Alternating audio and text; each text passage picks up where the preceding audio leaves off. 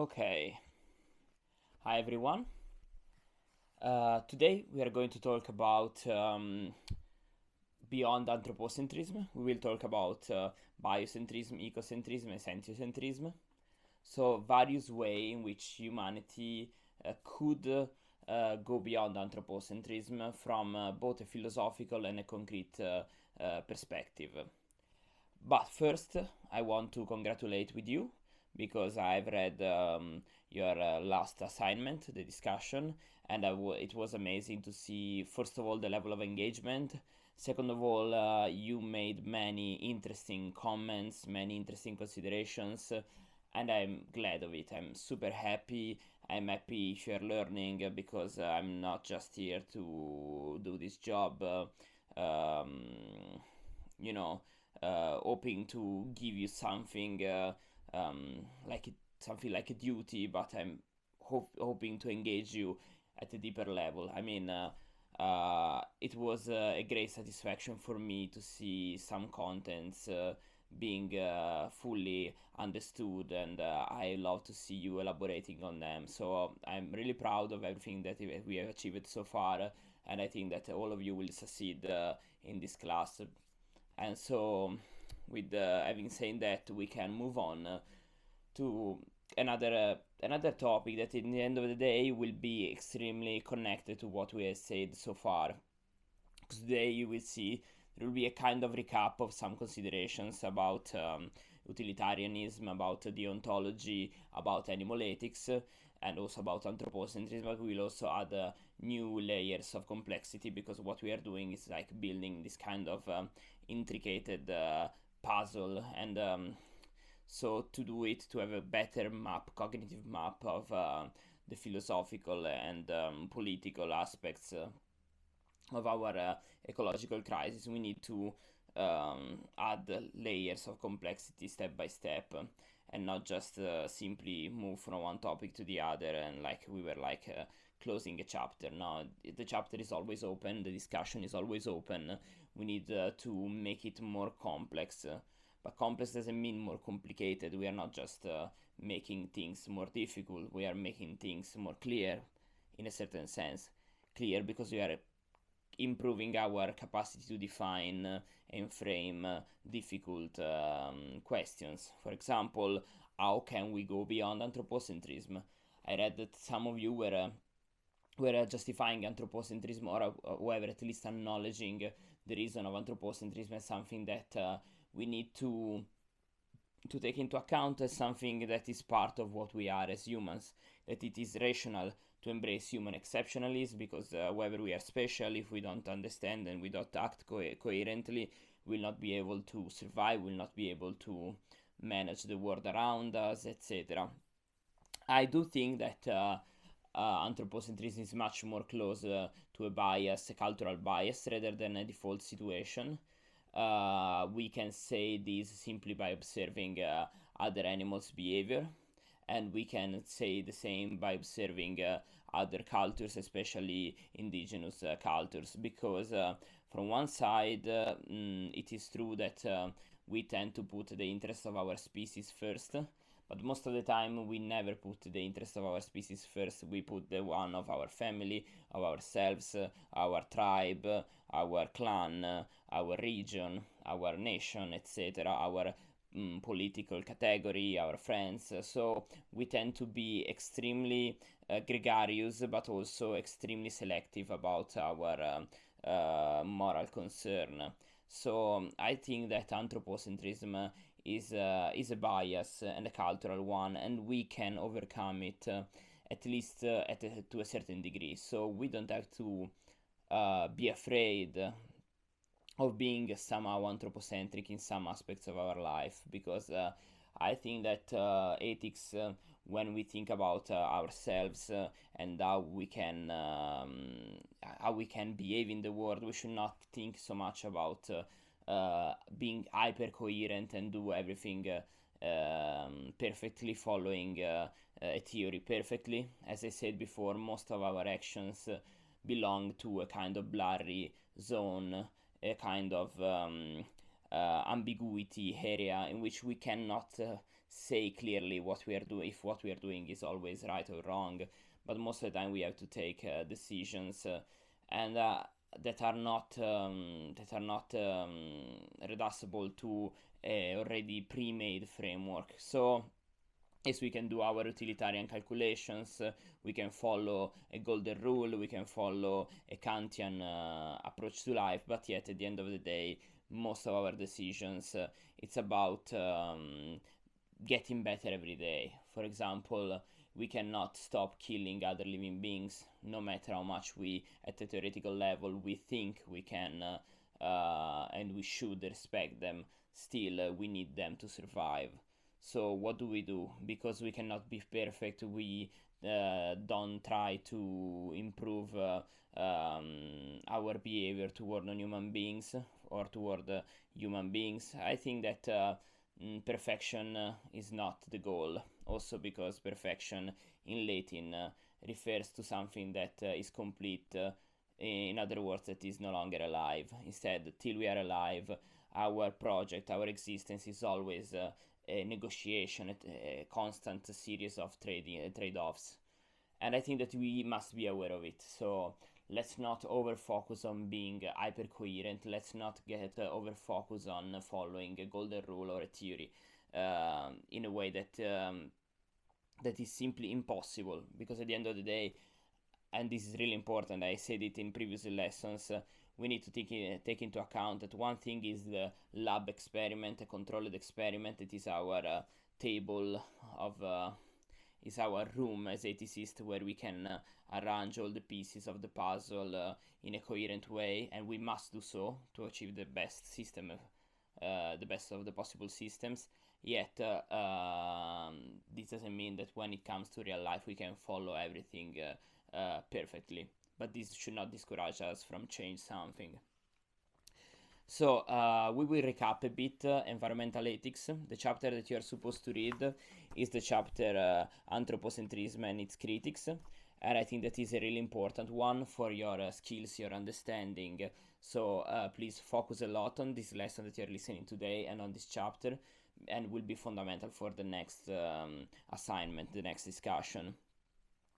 So first of all, when we think about being not satisfied, for example, with the ethical system like the one of the Kantian one, or the virtue ethic system that we will talk about in the next lesson, or the deontological approach, the Kantian approach, we should demand if this is not enough, where do we start? Where do we start from? And a good point to start from is the one of identifying the subjects of moral concern. In other words, we need to identify who or what are the moral patients.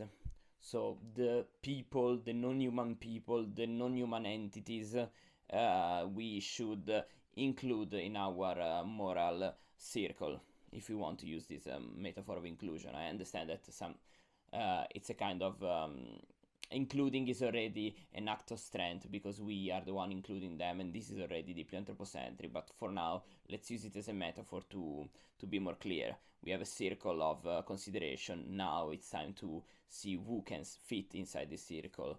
And the first starting point is to recognize that some entities, some living beings, some ecosystems, for example, they have intrinsic values. Intrinsic values, I already mentioned this concept before. It means that you have a value before humans or before some other entity will attribute value to you. An ecosystem is valuable not because provides us ecosystem services, provide us like with fresh water or oxygen, but is valuable in itself.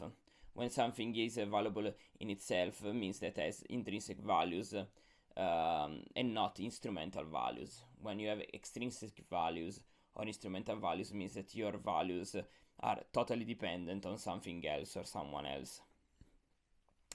And a good experiment to think about it is the one proposed by the philosopher Richard Rutley in his essay, Is There a Need for a New Environmental Ethics?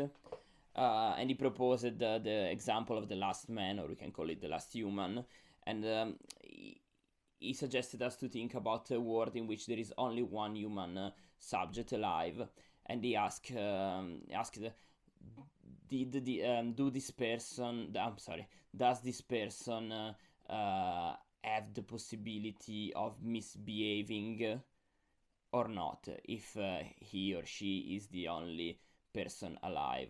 So, to be more clear, I try to formulate it again. If there is a human subject alive in the world and is the only one, can this person misbehave? Can this person be held accountable for the action, for example, of killing other animals, burning forests, causing desertification, climate change, and so on? And basically, our instinct, our default mindset, our intuition, our moral intuition, our sensibility tends to indicate us that we do not agree with the idea that if you are alone in the world as human, you can do whatever you want. And so, from this sociological and psychological data, Richard Ratley said that basically we should rethink probably about a system, a moral system, in which we recognize that not all values that are not related to humans are instrumental values. So not all values in the world are values that depends from humans.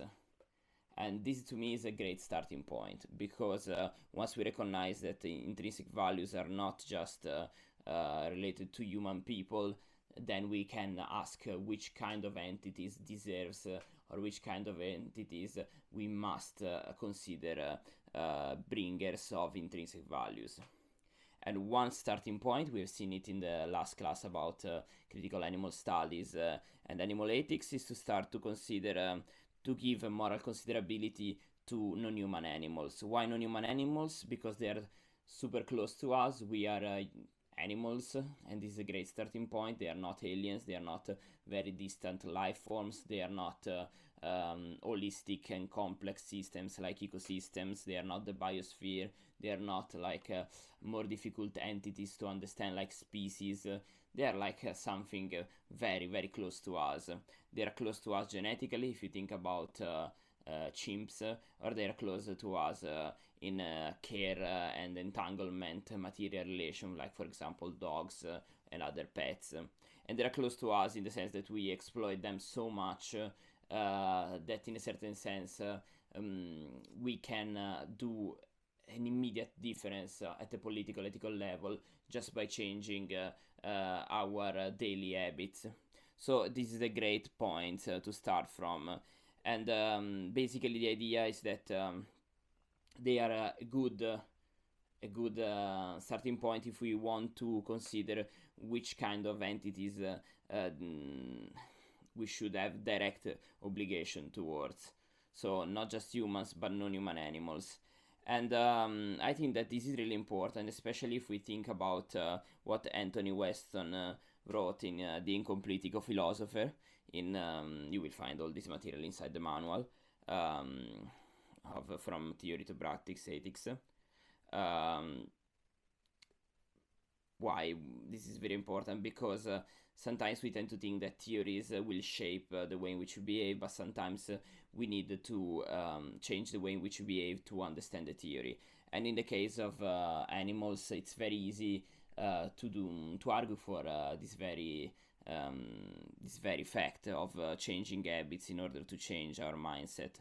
Because, for example, some people become anti-species, become a part of the animal liberation movement, or become vegan because they become aware of animals exploitation, animal farming, animal suffer in the human world. But sometimes they start upside down. Sometimes you need to start to consume less meat, you need to start to have a better interaction with animals, and once that you get used to different habits, it's easier for you to then change the way in which you think and start to consider, for example, non-human animals as entities we should have direct obligations toward. Also, it's really important, and in the manual is mentioned the fact that there is a kind of correlation between legal and moral considerability. They don't go necessarily together, but sometimes legal and moral considerabilities are something that you can see a constant exchange. If we recognize something legally, we tend to have more possibility to recognize it morally. On the other hand, if we recognize something morally, there are more chances that this will be recognized legally. And some authors have argued that if we can recognize, for example, legally a corporation, why we cannot recognize a tree or a forest. So, going to the topic of today's lesson, I will focus on the notion of three aspects of how to go beyond anthropocentrism. The first one, you already encountered it with animal ethics and critical animal studies, and is sentiocentrism. The idea that who counts morally, who should count morally, are subjects, specifically non-human animals, capable of experiencing pleasure and pain. This is the meaning of sentiocentrism, being capable of being sentient, and sentient means to be aware at least of pleasure and pain, but also of other things like having a certain degree of consciousness, etc. But these are not necessary. They are not the necessary for all the theories. For example, for utilitarianism, what you need is just the capacity of having interest, like avoiding pain and pursuing pleasure. So, as I said before, animals are a great starting point because we have so many things in common, and that's why, for example, Animal Liberation of Peter Singer was such a success from a certain point of view in opening the debate about animal liberation and animal rights. Because it was relatively easy starting with the Darwinian perspective, a perspective based on new studies on biology, on animal behavior, etc., to move beyond certain prejudices that Western philosophy tended to have about animals. For example, the idea that they're just like machines without a soul, without the capacity of experiencing, without the capacity of thinking, reasoning, etc. Also, another important aspect that emerged with Peter Singer and others is speciesism. So the idea that certain species counts more than other species. For example, we all recognize that treating a dog, almost all of us recognize that treating a dog with disrespect, with violence, etc., is morally wrong. But then we treat an equally intelligent and equally capable of suffering being like a pig in a completely different way, and we exploit pigs while we tend to exploit still, but less, dogs, for example. And speciesism for Peter Singer and other scholars and other also activists involved in animal liberation and animal rights is a prejudice. The prejudice they tend to favor by default a certain species, most of the time your own species, over other species. But sometimes you just favor like cats and dogs over cows and pigs without having a reason related to the capacity of these animals of being smart, of giving love, etc. But just because it's cultural, just because it's a part of a tradition or a system that is structured this way. But it's important to always question the world in which we live and to always think that the world in which we live is not the best of the possible world. There is always some margin of improvement. There is for queer folks, there is for anti-racist movements, there is for social justice movements, there is for economic dignity, there is for many aspects of our world and the world in which we live in our global society, and there is also as regards the consideration for non-human entities, included non-human animals. The authors presented in the manual, in this chapter of the manual, Peter Singer and Tom Regan, that I already mentioned you in the previous lesson. Peter Singer, utilitarianism. Tom Regan instead is developing a Kantian approach that consider animals subjects of a life and therefore not something that we can consider from an instrumental perspective, but they are